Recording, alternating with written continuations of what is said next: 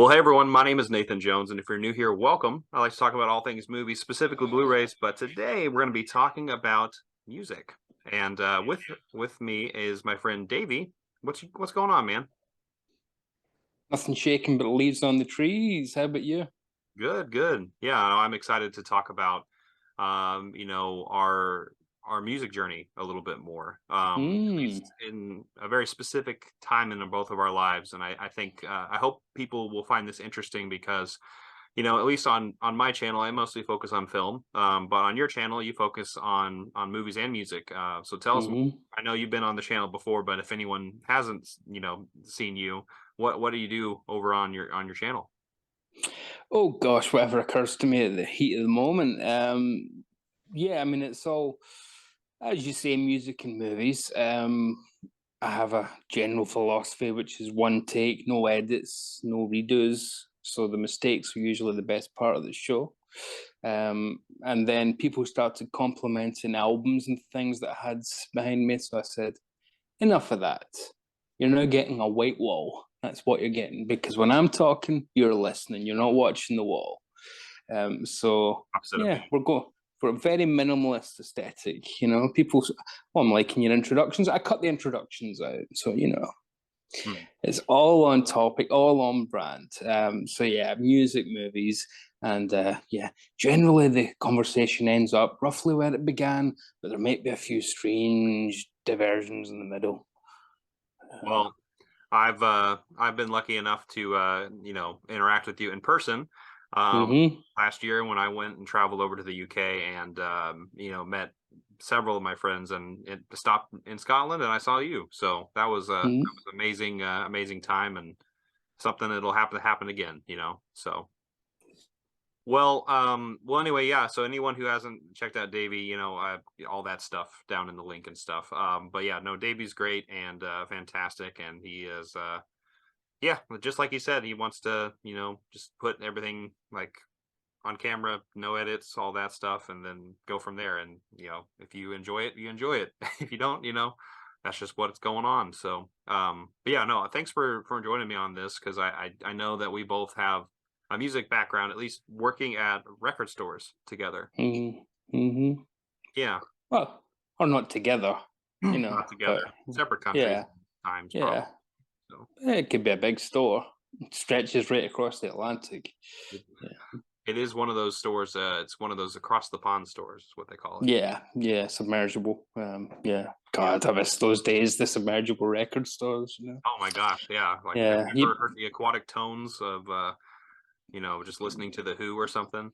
I thought you were going to say the aquatic tones of Steve Zissou for a I was second. I was gonna go there too because Yeah. you know we could talk about David Bowie and that amazing soundtrack too. Mm, But man, well, yeah, for people who, like I said, who are into music, and movies at the same time, I hope you find this conversation to be enjoyable. So we're just going to jump into kind of like our experience working at, the places that we worked at and like, why, I mean, obviously physical media is, something that is become congruent to what this experience that we're going to be talking about comes into. So, but yeah, no, I was going to say when did you work at this record store and what was it called?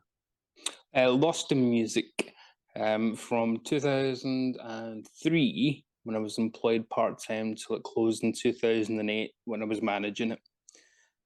So yeah, five full years pretty much. Yeah. Was Um, this in Glasgow?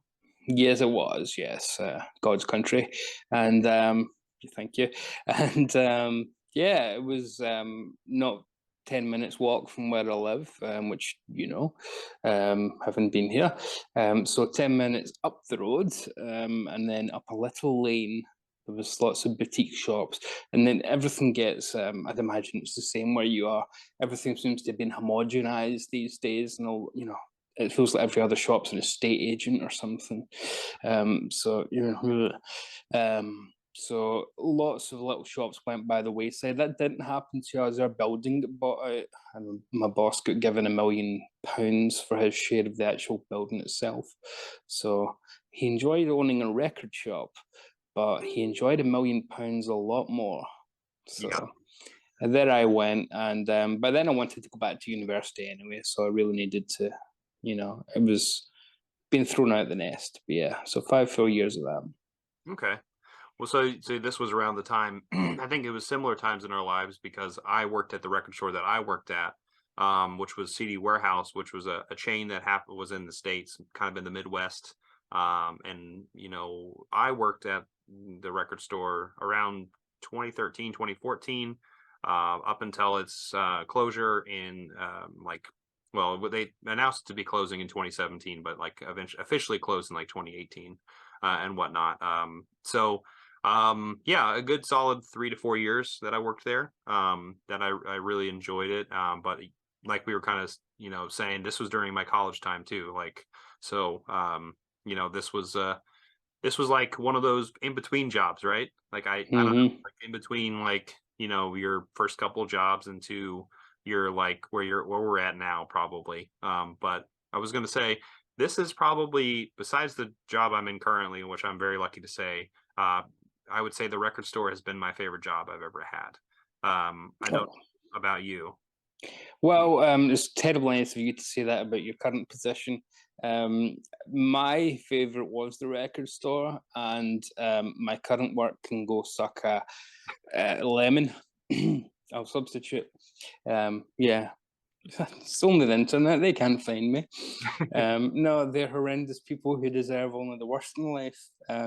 No, it's the usual. It's upstairs say this, and you think upstairs isn't a person, Like, can we just talk to them on a human level? Can we have a little bit of that human touch, please? Can we not just be Right. people instead of this department says this, so we must do that? And you think why? Well, you don't ask why, you just do. You think why? I'm Why? Just I'm keep lucky. asking why. I'm lucky to have a job that does the opposite right now. Yeah. That's the only reason why I'm saying that. But yeah, tell us more about like your time. So you said you were like just an employee there and then eventually, ran it? Yes. So ran it into the ground, some might say. But the job itself, I'd been going in for years as a customer since I was a young teen. And like a lot of people who get jobs in indie record stores, it just ended up that I was there so bloody much that one day it was over, like there was a lot of work to do, and Dennis said, who was my colleague, do you mind to help me with a bit of filing? It'll take about an hour and you can have whatever desk you want. And I said, sure, that'd be fine. And then that went well. And he said, if you want to come in tomorrow for another hour, same deal. And then the next week, his boss, Ian, who owned the place, he was loaded. So he didn't really want to work at all. You know, heart and kidneys trouble. His heart wasn't in it, and the kidney be bothered. So he just did not care for work at all. So Dennis told him, well, actually, David that comes in, he could take a job part time, and you could have a few days off, which was music to Ian's ears. So Dennis said, well, if you want to come in, we'll put you on staff, and I thought, yes, yes, yes, yes, yes, yes. And then I was such an eager beaver that whenever any of them were like, oh, I want a day off this week, but I'll take it. I'll do your shift. So, I mean, I think one time I worked 23 days on with no breaks. Jeez. And I didn't care. I Right. I didn't mean, care. luckily I was, that kind of yeah. job is not super, super, super stressful. At Hmm. least mine wasn't. I mean, there's days where like it's just nonstop like lines of people coming in and out. Yeah. Oh, yeah. Like Christmas Eve, for example, is the worst day of the year. Oh. But generally speaking, turning up for 10 a.m. It wasn't even 9, so 10 a.m. 10 minutes up the road, brilliant. Grab a coffee, just walk in, open the plates up. Nice, easy start to the day because nobody's coming in till lunchtime anyway, so you've got plenty of time to. Yep. That's Mm. exactly what happened when I was working there. Like, luckily, Because obviously you were at the store when things like records weren't really like as big of a deal, I would say. No, no, not at all. We couldn't give them away. It's crazy. Because like CDs were much bigger, Mm, probably, and that was kind of our thing at CD Warehouse. I mean, it's in the name, but I do know that once I started working at the record store, I also had a similar background where I was just a customer. Honestly, I was just there every week, and luckily the owner, who, well, I guess the co-owner, he always came into the grocery store where I worked at, and and he would always just, like, talk to me. He's like, "Yeah, I'll see you this next week. I have a few things I want to pick up on Tuesday," because that was when music came out. And I'm like, "Yeah." And then so eventually, there was a position that came up, and he's just like, "Yeah, sure. You want to, start working?" And like that's, I feel like this was like a job that, like, it is incredibly hard to get in mm, unless you have, like, been there multiple times, or, like, mm, somebody there who was, like, can vouch for you. Because otherwise it's like the amount of people who, through my time working at the record store there, the amount of people who are like, "I would love to work here," and mm. it's like, you can't, like, Yeah, I because mean, nobody's leaving. we had a sign up saying no applications, please, because that's the way it always worked in there. Was, it was like the mafia or something. It was, you were always recruited from, from being a street hood. That was you. You were now a made man, and you were behind the counter all of a sudden. Um, and yeah, it was an extraordinary time that I took for granted probably far too much at the time. When people would come in with "Oh, I'd like to trade in this," and you'd think, "Oh, here we go, probably the same old nonsense. I don't want." And then you look at it, and it would be full of like, "Oh, this is all coming home with me, every single one." Yep. Yes, yes. I've always been physical media, so downloads were nothing. Suppose even then downloads weren't quite as big as they may be now, and certainly streaming wasn't a thing in the early 2000s. But wow, when somebody would come in and trade in something, especially when it was something maybe that just come out, you'd think, why did you? We're going to give you pennies on the pound for that. That's a nonsense thing to do. Just Yeah, that happened over here too, but most yeah. of the time, I since, like, I guess at that time, most people probably, had like disk drives on their computer. They could put it on like their iTunes account, or just like they would rip the music themselves and then they would sell it. Unfortunately, just kind of. And then we had, unfortunately, where I am, probably several people who probably stole some things, probably, unfortunately, and just came to us. But we can never really tell. We can tell sometimes, but, like, the end of the day, it's like, well, like, there's the burden of proof, so, Yeah. but like, you hit a key point that, like, when something came in, you're like, this is coming home with me. That Oh, happened a yeah. lot. That happened a lot Yeah. with me too. Yeah. Yeah. There were whole days where I didn't get paid because I spent my wages Turnaround. on, yeah. So, yeah. So that was a problem. But again, I would just take so many extra shifts. It was never a problem, really. Ultimately, yeah. It's a self-sustaining hobby and job. Oh, Bless you. excuse me. We're gonna Excuse keep that me. in. I'm We're just getting so old. There's dust in me now.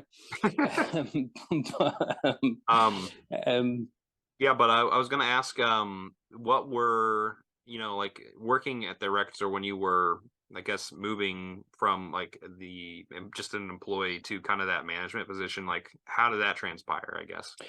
Yeah, so as I said, Ian, who was the boss, Mm. was just happy to have someone do some of the shifts, and then ultimately that became all his shifts, so I became a full-time worker. And when I say he had a little bit of money, he had a plane. So, money. And that was before he got the million. So he had a plane and then got the million. It's nice to be, yeah. So I can't complain though. He was always really good to me. If we had a great day, he would always just put some extra cash in my hand, and I didn't even look at the amount. In a good way though. It wasn't like three pence. He put, it would be like 50 quid or something just in my hand. So it was always really good to me. Um, he paid for brunches and things to be brought in. Yeah, it was a fantastic boss. But eventually, one of the other guys that worked at Alistair, who was the manager, he wanted to leave because his wife wanted to set up a candle business, one of these, which sounded strange at the time, but I suppose now it's more, I can imagine it appealing to a lot more people. Aromatic candles and Yankee candles and all these things, and so he left to help her set that up, and I just assumed Dennis would get the job, is because Dennis had been there for 15 years and I'd been there for 2, and Ian said, yeah, Dennis was really lazy and complacent though, so I want you to take it. Which caused a few divisions at the time. I said to Dennis, look, it's not my problem. He asked me, I do work harder than you. I do never take time off. I do come here every single shift on time. I stay late to do filing, and if we've got a big new orders week, I always stay late and do it, instead of say, oh, I'll wait till Friday morning for the new release. No, I always had them ready for Friday morning. So Ian offered me the job above Dennis. So I ended up being the manager of the guy that recruited me in the first place, which was a bit awkward. And so it went a little bit weird with that, and then Dennis wanted to leave not long after because he thought it was kind of bad. But it's not as if I made him call me sir, you know what I mean? Like, it's just a pay grade. It's not, know. So, well, it's interesting to think like about that it is, I don't know about where you were at, but like there was a lot of characters that I worked with. The customers too. That was always like my biggest thing, is like I was hired by the co-owner, and he was a little, especially near the end of it, definitely like half in half out, definitely didn't want to really be there as much. And one of my guys, Jeff, who pretty much ran the shop, kind of like you were saying, where he was just there all the time, just doing most of the stuff. He more or less did most of the day-to-day stuff. And I bonded with him, but like at the same time, we were all expertise in different things, right? And I was the youngest there, because I was in college, and I was the metal guy, so that was the person who would go for that. But there was other people I worked with who were like, oh, I love, like Jeff, he loved hair metal, so he was the hair metal, and like some like trip hop and 90s like Bjork and things like that. He would be that person. And then there's be several other people who would, it's like this is the person that you talk to for country and hip hop, or whatever. And it was an interesting dynamic, and it was always funny to see like the interactions we had, and like throwing each other under the bus. Was there some funny moments with some of the people you worked with that you can remember? I remember listening to 60s greatest hits, and there was a shop next door to us, Ronnie, who owned a copying business. So they made up, like, if you wanted a brochure made up, they did like dissertations for people at the end of the university year. They would put them in a proper binder and that kind of thing, and then just general photocopying, etc. And Ronnie was always really good friends with all of us. And Dennis went. You'll Never Walk Alone by Jerry and the Pacemakers came on, which is a big football anthem over here for Celtic, and we're both big Celtic fans. So there's Dennis, who takes his Celtic scarf and he's holding it above his head, and he walks around to Ronnie with his eyes looking up like that. When you walk through a storm, hold your head up high. And about a minute in there, he's completely lost in the song, singing at the top of his lungs. He looks down. Ronnie's shutters are down. Ronnie's not even opened. So he's singing to a set of steel, bars.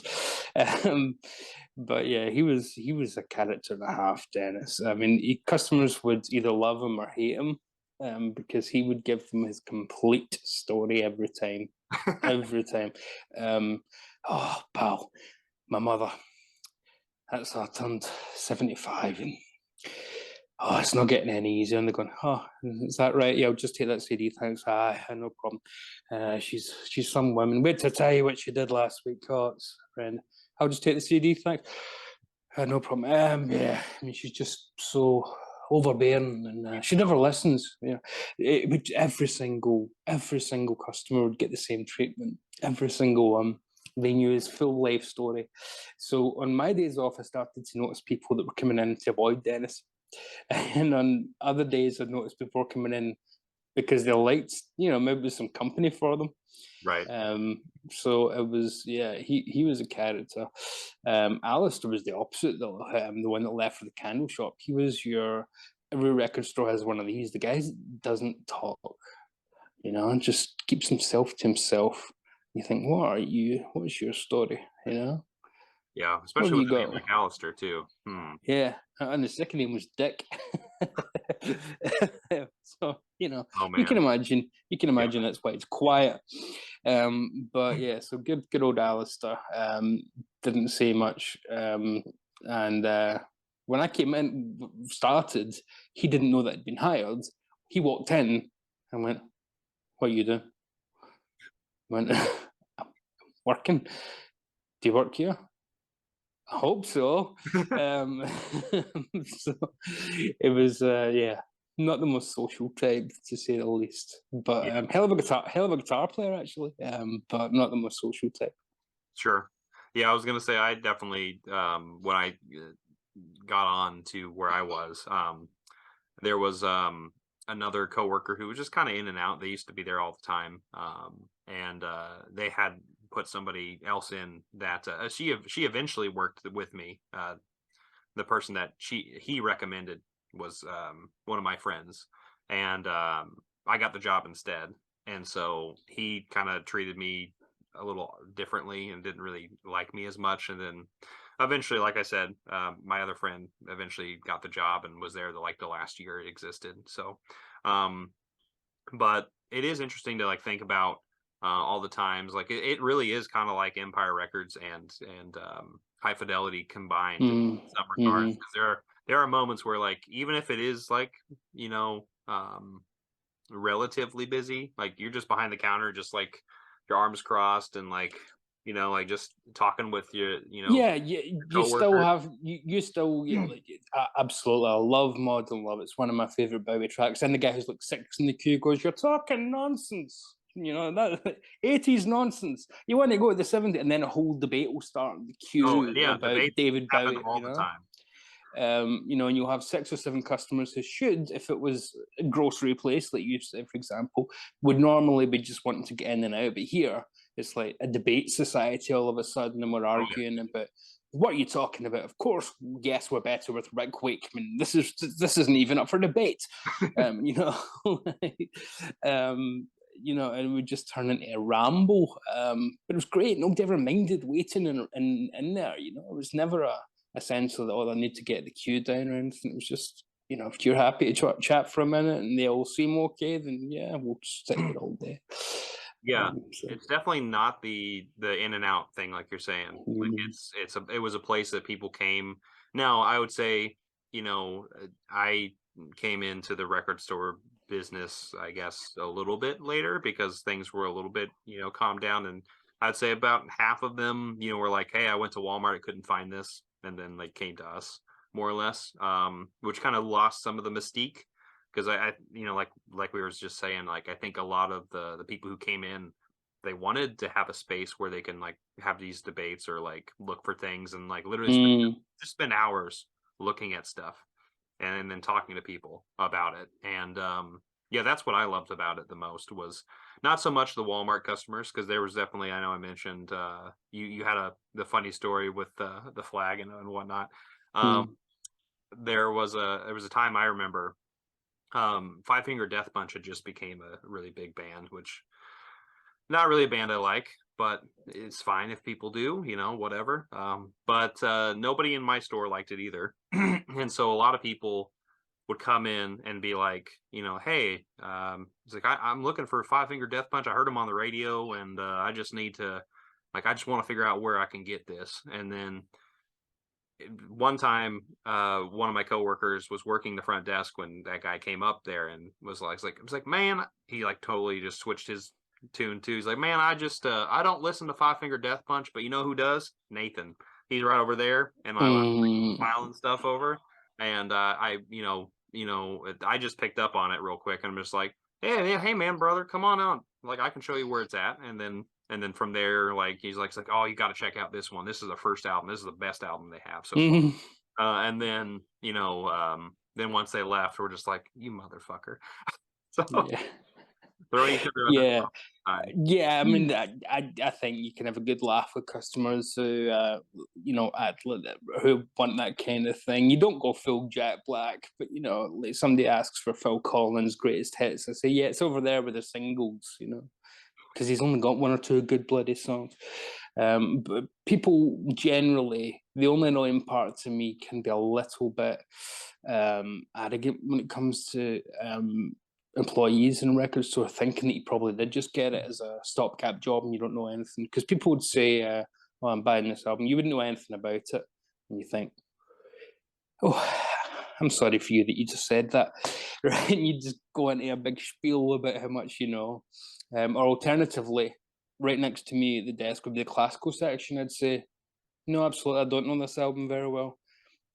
That's the classical section now. You're now barred from it because you obviously are not old enough to remember Mozart, Bach, and you'd get the oh.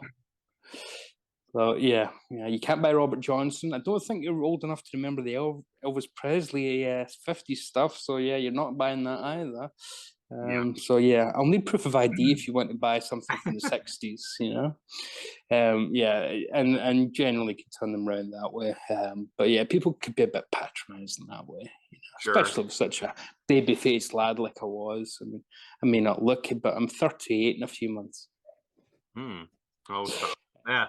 Well, I always think it's Yeah, funny when you could give customers who would like accept the shit that you can give them. You could be like, it's like like you shouldn't have any business getting this, and then and then sometimes there's like, well, like just don't tell anybody, and then it just looks like, hey, everybody, and then like just you know throw them under the bus all the time. But these are with people like I said that we're in on it and we're regulars and um, yeah. made it a fun place to work because we could do stuff like that. So Whenever anybody bought an Eagles album, I would always say thank you so much, and they would go, like, "Oh, you're welcome." And I go, "No, I mean for taking it off our hands. Seriously, thank you so much." Uh, that's exactly what I'm talking about. Is yeah, that's kind of how I um, need it. But I don't know about you, but like at least when the tail end of how the business ended, I feel like the things that like I was like just like shaking my head at every time. Those were the reasons we were afloat, were people buying them. yeah. Yeah, and everything comes to an end. But I enjoyed the other part of it too, the behind the scenes stuff. When somebody would come in from the record companies and just show us what was coming out in 3 months and what we wanted to put in pre-orders for, and it'd be like, oh yes, yes, yeah, it'd be like Christmas catalog, two of these, and yeah, no, no, no, no, no, definitely no. Oh yes, five of them. Yep. One of them that's for me. Two of the that would be just bliss, absolute bliss to be able to do that. That was just, and now you can just go on Amazon. It's not quite as exciting, but yeah, I miss those days. I miss that part of it too, the logistics and the behind the scenes stuff. But nostalgia ain't what it used to be. I think it's interesting that you brought up that physical space, like that back end stuff. That's the stuff that I remember the most was like I don't know if you had like a back room, but like we did, and we had like relics from like the past, and we even had like just little knickknacks everywhere, just of dumb things that we all were involved in, or people who used to work there were involved in. Hmm. Say, what about like the space that you were in at the record store? Like what did that mean to you? Just like being in, like having so many memories there and doing so many different things. Yeah, it was. It wasn't a back room or anything. It was one of the record stores where everything was filed away, and you could see the filing cabinets and things. And boy, if you dropped one of them, that Oh, it's was the heavy. rest of the rest of your afternoon. 398, 399 as We well. had You know, filing so cabinets too. yeah. So God help you. But you know, even that was kind of fun in its own OCD way. But my favorite uh, memory of that kind of backstage stuff, if you will, was Ian. I suggested to him, what about all these? You know, every time I'm going through, I'm finding all these CDs that don't have something out in the shelf. I know these shelves like the back of my hand. It's a strange expression, isn't it? Who sits there and looks at the back of their hand all that often? To be honest, That's they're all new. pretty, That's new right they're there. all, they're all pretty standard. Yeah. Oh, I should get that checked out actually. But so I knew the shelves, and I knew. Wait a minute, we don't have that CD. You know. So I said, Ian, I should go through all these and then go to the shelves and make sure there's a corresponding disc. And he said that would take hours. And I said, no, it would take longer than that. I'll do it overnight. I'll stay in the shop overnight and do it. And he said, first of all, you're mad. Second of all, do it. And I said, am I going to get paid extra for this? Because, you know, it is a lot of work. And he said, okay, I'll give you double rate. And I said, I wasn't even asking for double rate. I just went let him know. So all of a sudden, I'm getting paid for this ridiculously long shift, work the full day and then the night as well, times two. So, you know, wow. So, yeah, so I got a pizza when we closed at 6 o'clock, ordered a pizza, sat for half an hour, finished that, and thought, right, here we go. And I found 400 CDs that had no corresponding thing out on the shelf, but had some. So boxes had been stolen. Or in the case of Pink Floyd's Pulse, the actual big Pulsey box set Yeah, had I been remember that stolen. one. Yeah. So people had just nicked them for the sake of boxes or whatever. So he said, first of all, when I phoned him in the morning, and said, "Yeah, I found 400." He went, "Well, that's brilliant. That'll give us plenty of space, you know, for new things and whatnot. And I guess we can throw out the old ones if we don't want to listen to them." And I said, "Are you nuts? We will make a bin of these and charge £2, no box, no booklet, just the CD, but you get all the music, and people will flock to it. And if you build it, they will come." And sure enough, for the next week, that bin just went. Whoosh, It went yeah, away. straight. Yeah, because people, you know, of course, the reason it was stolen in the first place is because it was popular stuff. So people buying Pink Floyd's Pulse for £4 because it was a double disc were over the moon, absolutely over the moon. You know, and they'll just put it in their own box. So you know that was, you know, so I earned my double pay that night. I earned it. You Yeah, know? I was gonna say like that filing stuff. That reminds me of like what my job evolved into near the end of the times I was there. I kind of took on the role because we sold DVDs and Blu-rays there too. Yeah. So yeah. Not very many Blu-rays per se, Mm-hmm. but because like that stuff had just, I mean, it's been around. I guess at that time had been around for like 7 or 8 years, but like hadn't really picked up like too much. You know what I mean? We didn't have like this million the boutique labels we do now. But you know that we had occasional Criterion and things like that in here. But I'm like, you know what? I love movies like this. I'll take on like the shelves. In fact, the shelves that I have behind, like in front of me, two of them are from the record store. That had housed a lot of the movies that I knew where everything was, right? And so, yeah, it's weird to like I took that role of organizing, and that's kind of how I switched over to movies. And like we were saying earlier, when people came to sell stuff, and anytime like I saw like a pile of Blu-rays, I'm just like, okay, I'll take it, don't worry. And and then I would, you know, I'd be really like honest and open with like once we did the buy and all that stuff. And then I would talk to like my managers like, hey, there are things in here that like I want. And so it's like, yep, if you want to just pay like what you owed them. And like Mm-hmm. and then I'm like, perfect, because we just gave like, you know, $2 or $3 for most discs, like just normal standard discs. And so I'm like, I will pay $2 or $3 to cover this. And that way we're all good. And that's how I actually upgraded I would say a good 200 of my movies.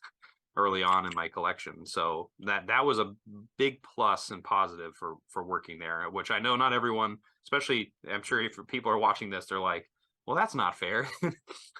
But Yeah, it's not, but hey, that's the perks. yeah. Yeah, that was our exact policy as well. There was an unwritten kind of don't rip the piss too much and take everything all the time. You know, we do want good stuff for the shelves. I remember there was a bit of a battle when somebody traded in the Beatles anthology box set on DVD, and none of us had it, and there was three of us vying for it. And we literally, three of us in the middle of a record store with all these customers were sitting there going, 1, 2, 3, scissors. Okay, right, you're out. 1, 2, 3, rock. I win it. I get the Beatles anthology. So I'll cover the fiver. There you go. Coming home. Which has still never been upgraded to Blu-ray, so it's still the copy I've got next door. So yeah, nuts. And we had a film section, but it was never great. But when people traded them in, I kind of changed our policy on it so that I made it a little clearer that we do take in DVDs, and Blu-ray had just launched then, so we're certainly we're taking in Blu-rays. We also did posters, concert tickets. Mhm. You We know, had concert tickets too. Yeah. probably sold at ridiculously low prices for the time. You know, or not at the time, but now in retrospect and things. You know, but yeah, it was just cool. You know, it was just a great place to hang out and a great place to. So I probably spent most of my waking life there, to be honest. Yeah, easily for 5 years, easily. And then go out afterwards, like hit the clubs afterwards and stuff, and it would be our gig afterwards. I mean, we used to get. I know it's a bit different over there, but a lot of the record companies own the venues over here or had licensing agreements. So we used to get comp tickets to all sorts of shows. So you know, most nights after closing, if there was a show on, we could go see it, no matter who it was. That's in fact the nicest person I ever met from one of those comp things, but usually got VIP tickets. Was Peter Frampton. Oh, nice. And I was so embarrassed because I don't like his music even remotely. And he was so nice. He actually offered us taxi money because the buses might be off at that time of night. He said, "Like, you guys all right for taxi money? Do you need it?" I was like, "Whoa, ooh, baby, I love your way." Yeah. You know what? Maybe I So do like your music. You know. it's like, yeah, for Frampton comes alive indeed. The weirdest was George Thorogood from George Thorogood and the Destroyers. Remember that Bad to the Bone? Yeah, yeah. So you'd think with Bad to the Bone being your biggest hit, you'd be a really, you know, Badass gruff guy. guy, Yeah, badass yeah. guy. George Thorogood was a bigger diva than Barbra Streisand, and he walked in and with his nose up in the air like that, pen, and he was just signing things without even looking at them. Damn. Right, and this is how he left the room. He went, "You might think this city belongs to you, but tonight it belongs to me." Wow. And then walked out the room. I was like, "What the I fuck?" just met you, man. What's going It's on? like, and my head, people around are shell shocked. Like, that's how he acts. I'm thinking this is the greatest thing ever because every time I hear "Bad to the Bone," it's in Terminator 2 and things. Every time I hear it, I just burst out laughing now and think, Yeah. Tonight. what a strange guy he was. You might think this city belongs to you, but tonight it belongs to me. It's like, oh wow. Oh, we're ready for your close up, you know. Yeah, it was total Norma Desmond, you know. It was nuts how he was. But that's almost better than a good interaction, I think, or an average one. A good one's best, but an average one, yeah. But yeah, I'll never forget George Thorogood. Yeah, no, that's awesome. I didn't have as many opportunities for that. There was a couple times where there was free tickets to some things, but Springfield, where I'm at, not huge names come here. If they do, it's usually a couple hours away. To bigger cities, but no, it was fun because we could interact with at least local bands would come in and put in flyers all the time, and you chat with them all the time about what's going on. And then there's shows. Shows were definitely plentiful, but not something I took advantage of as much as I probably could have. So, but then again, Springfield was really known, has been known for a long time as a cover band city. We have a lot of cover bands there. So, but anyway, kind of wrapping this thing as a whole. I hope that people have have found this entertaining, at least interesting to see, like kind of just like a space where physical media exists, and like you can go and interact with these mediums at all. I mean, I feel like we could have a lot of different like side discussions about these different things. But like, what was like the biggest takeaway of like working in a space that like you can literally pick something up on the shelf, and then you can like recommend it to somebody?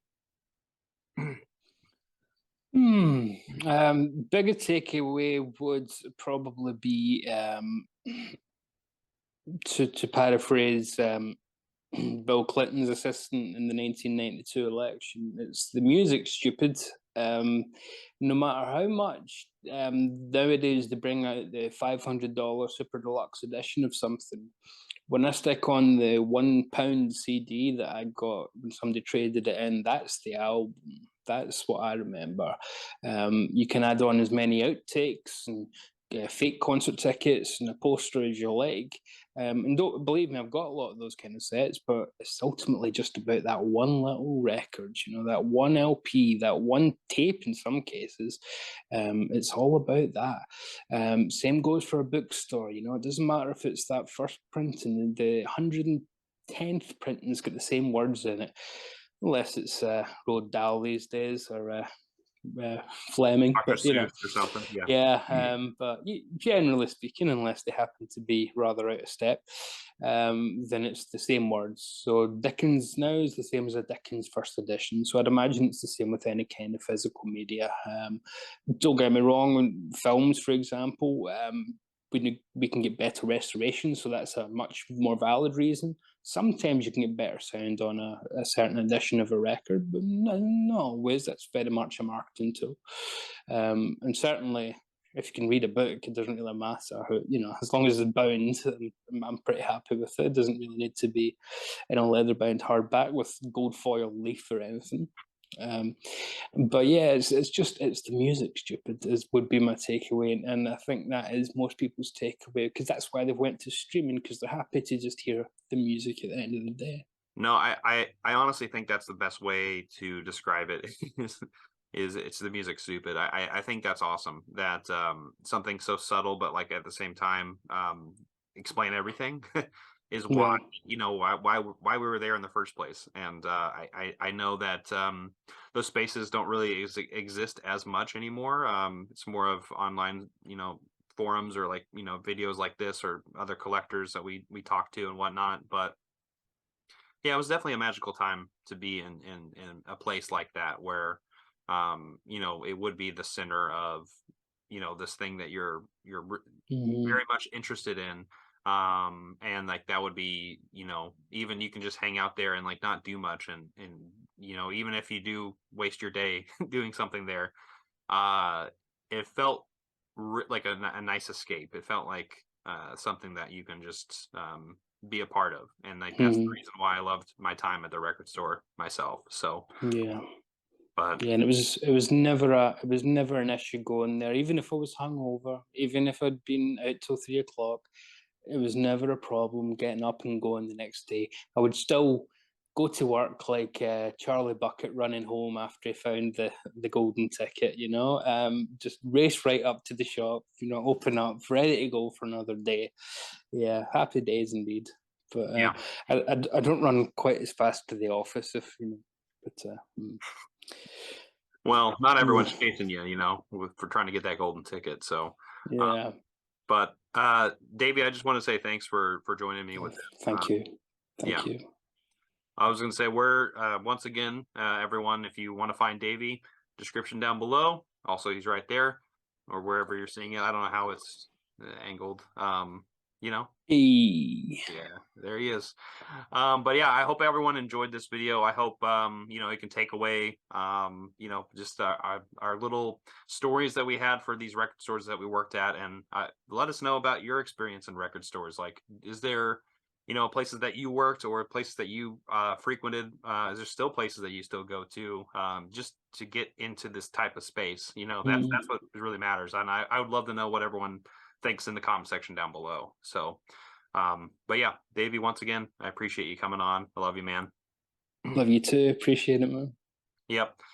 So anyway, everyone, I hope you enjoyed the conversation, and yeah, look forward to talking to you down there in the comment section. If you like this video, go ahead and give it a like, share, hit the notification bell, all that stuff.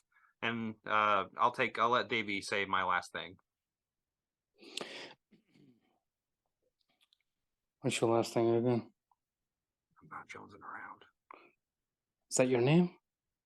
It's my I've last. been calling you Brown for about 3 years now. Right. He isn't browning around. Oh, he's not jonesing around.